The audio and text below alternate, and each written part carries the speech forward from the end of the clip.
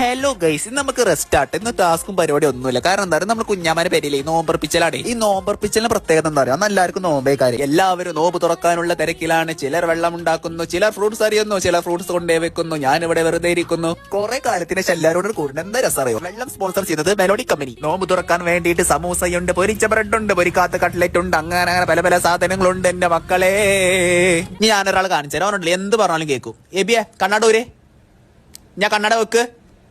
കണ്ടോ എന്തൊരു അനുസരണ. രാവിലെ തൊട്ട് വൈകുന്നേരം വരെ സമയം പെട്ടെന്ന് നോമ്പ്. പക്ഷെ നോമ്പ് തുറക്ക ഇരിക്കുമ്പോൾ ബാങ്കണ്ടില്ല, എത്ര ആയാലും കൊടുക്കൂലേ.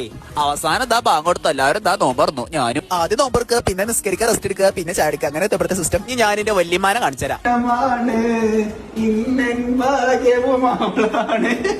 ചിലർക്ക് ഭയങ്കര മടി ക്യാമറ ഉണ്ടാലും, ചിലർക്ക് തീരെ മടിയില്ല. പിന്നെ നിസ്കാരം കഴിഞ്ഞ് കണ്ടിട്ടല്ലോ ചാടിക്കാൻ സമയമായിട്ടോ. ചായക്കുന്ന മന്തി, അത് അൽഫാം മന്തി അല്ല, സാധാ മന്തി. മന്തി കൂടി തിന്നുമ്പോഴാണ് നോമ്പ് കംപ്ലീറ്റ് ആയിട്ട് പൂർത്തിയാവുക.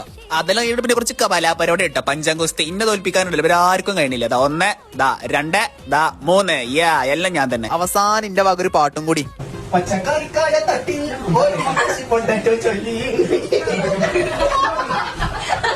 അപ്പോ ടാറ്റ ബൈ.